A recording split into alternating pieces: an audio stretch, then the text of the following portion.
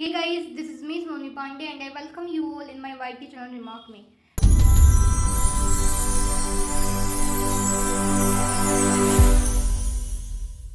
So in this particular session, I gonna explain you the concept of cellular respiration that is a part of class 10th chapter life processes biology. So to understand the topic, let's begin with our today's session.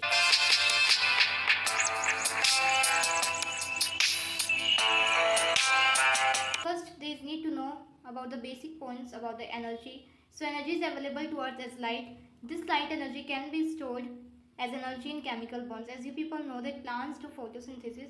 In photosynthesis, they are making the chemical bonds by storing the energy.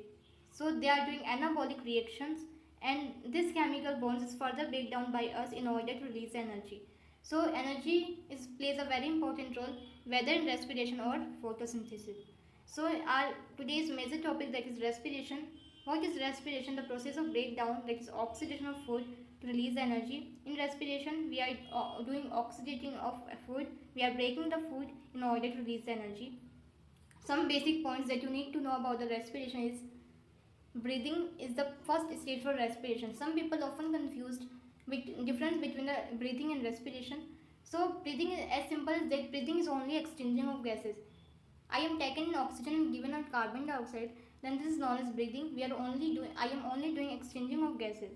But in respiration, by doing with gaseous exchange, we are also doing oxidation of food in order to release energy. We are releasing energy in the respiration, but in breathing, we are only gaining and we are only given out carbon dioxide and gaining the taken in oxygen.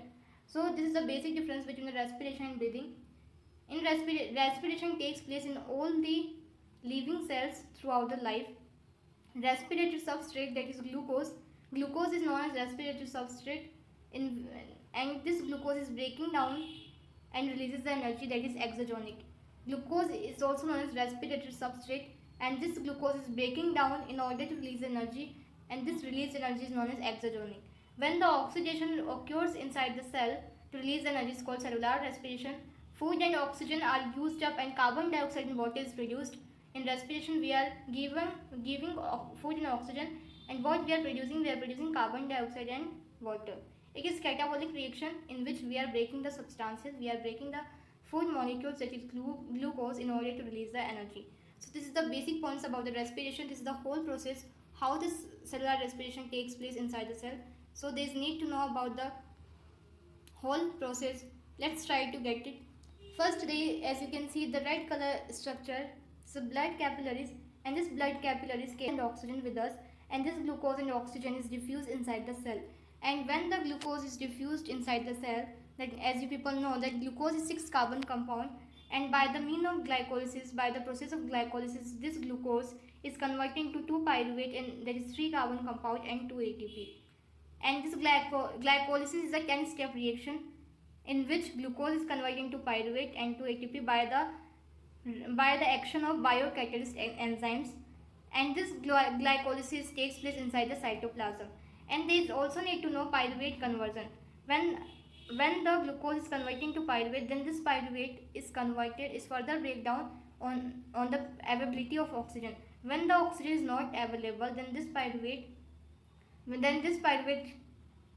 converting to ethanol and react with carbon dioxide. This pyruvate converting to ethanol and react with carbon dioxide and produces yeast. And this production of yeast is known as alcohol production. So if the oxygen is not available, it can produce carbon yeast or it can produce lactic acid. So how lactic acid produced? When we are doing muscle related job, then the oxygen under the muscle cell is very less. The concentration of oxygen is very less. When the oxygen is less inside the muscle cell, then this will produce lactic acid. And this lactic acid, production of lactic acid is known as lactic acid fermentation. Then both the fermentation, that is yeast, alcohol fermentation, lactic acid fermentation happen when the oxygen is not available, in the absence of oxygen. That's why this production is known as anaerobic respiration. They both are known as anaerobic respiration. When the oxygen is available, then what pyruvate will do? This pyruvate, that is 3 carbon compound, it enters into the mitochondria when the oxygen is available. And this pyruvate, when the oxygen is available, it react and form acetyl CoA, that is And coenzyme, it is two carbon compound, it's also known as coenzyme. And this acetyl CoA is further goes into the enters into the Krebs cycle. Krebs cycle is a set of reaction in which most of the enzymes are entering, and it also releases certain product. First product that is released by the Krebs cycle is carbon dioxide and water. It releases carbon dioxide and water. It also releases two energy carriers. What are these two energy carriers? So first one is NADH, and second one is FADH2. As you people know that in photosynthesis plants also produces two energy carriers. First is ATP and second is NADPH. In the same way, Krebs cycle also releases two energy carriers. First is NADH and second is FADH2. It also produces 2 ATP of energy. Krebs cycle also produces 2 ATP of energy. And what will happen with the 2 energy carrier? This 2 energy carriers enters into the electron transport system. It enters into the electron transport system, and by losing that energy, they will do ATP synthesis, and the synthesizing of ATP occur at the F0 F1 particle. So what is F0 F1 particle? As you can see in this mitochondria, in the structure of mitochondria. Mitochondria is a double membrane structure, and this inner membrane, that is cristae, this hammer-like structure, as you can see. So this hammer-like structure is known as F0 F1 particle, where the ATP synthesis is taking place. So this is the structure of mitochondria, where the ATP synthesis is taking place, and this synthesizing of ATP at the F0 F1 particle is known as oxidative phosphorylation, in which formation of ATP is indirectly, that's why it is known as oxidative phosphorylation. So this is the basic point, this is the whole structure defined about the cellular respiration. So how the process is going on, as you can see, glycolysis is taking place inside the cytoplasm. Krebs cycle is done in the matrix of the mitochondria. What is matrix? Matrix of the mitochondria means the fluid-like substances inside the mitochondria is known as matrix of the mitochondria. ETS, that is electron transport system, is carried out at cristae. Cristae is the inner membrane. Cristae is the inner membrane of mitochondria, and where the ATP synthesis is taking place at F0 F1 particle. So this is the basic 3 points that you need to know, where it is taking place and where it is happening. So some certain points that you also need to know, that is Krebs cycle. So what is Krebs cycle? Krebs cycle is also known as citric acid cycle, because the first product that is come from Krebs cycle is known as citric acid. That's why it is also known as citric acid cycle. It is a set of reaction in which acetyl CoA enters into the Krebs cycle. It is founded by Hans Krebs. Hans Krebs, he was a scientist who laid the breakdown of pyruvate. That's why this cycle is named after the scientist Hans Krebs. Now see what is glycolysis. Glycolysis is a 10-step reaction in which glucose is broken down and pyruvate into pyruvate and energy. It occurs in the cytoplasm of the cell, and it is also known as Embden-Meyerhof-Parnas EMP pathway, because this was discovered by 3 scientists, Embden-Meyerhof-Parnas. That's why it is known as EMP pathway. This is the basic points about the glycolysis. Now, as you people have seen, in the whole process, there is production of ATP is taking place. As you people know that ATP is a energy, and by gaining this ATP we are releasing the energy. So there is need to know how ATP is formed, indirectly or directly way. So substrate level phosphorylation means when the ATP is directly formed. Then this is known as substrate level phosphorylation.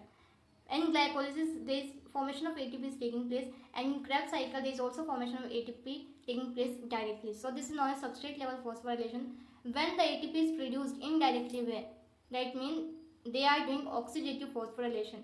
As you can see in the when this energy carrier enters into the electron transport system, then the whole oxidation of glucose is taking place, and after this ATP synthesis happened at F0 F1 particle, where ATP is released. So this is known as oxidative phosphorylation, in which ATP is indirectly formed. So from substrate level phosphorylation we are getting 4 ATPs, and from oxidative phosphorylation we are getting 2 energy carrier, and FADH2, that is an energy carrier When 2 FADS2 is released, then 2 ATP of energy is released. That means total 4 ATP is released when the FADS2 energy carrier is releasing the ATP, and from NADH, when the 10 NADH comes from released from the Krebs cycle, and all the processes by the processes, this NADH 10 NADH carries 3 ATP of energy. Then the total energy carried by the NADH is 30 ATP. So as we can say, from oxidative phosphorylation, we are getting 34 ATP. We are getting 34 ATP, and when this 34 is added to substrate level, that is 4 ATP, then the total ATP is produced is 38 ATP. So from cellular respiration we are getting 38 ATPs, and this by gaining this ATP we are releasing the energy. So this is all about the cellular respiration. Certain points that you something that you need to know about aerobic respiration, that glucose, as you can see, glucose is converted pyruvate, further goes inside the citric acid cycle, and where it can produce 2 energy carrier releasing, and this energy carrier goes into the oxidative phosphorylation, and where it can produce ATP by indirectly mean. And this is all the processes goes inside the mitochondria, and this process is known as aerobic respiration. As you can see in this image, glycolysis is taking place. Glycolysis is occurring in a set of reaction, and this is a set of reaction of glycolysis. And when the glycolysis is done, then this pyruvate, that is when the pyruvate is converting to acetyl CoA, and this acetyl CoA goes inside the mitochondria, goes inside the Krebs cycle, and when it enters into the Krebs cycle, that is a set of reaction where the some certain basic substances released, that is carbon dioxide, water water is released, 2 energy carrier is released, and 2 ATP of energy is also released. So this is the whole mean of glycolysis and citric acid cycle. So people, if in this session we have completed the part of cellular respiration, if you guys want PPT of this session, then join my Telegram channel. That link is given below in the description box. If this session is helpful for you, then hit the like button, subscribe my channel so that you will get notification of my upcoming videos. Thank you.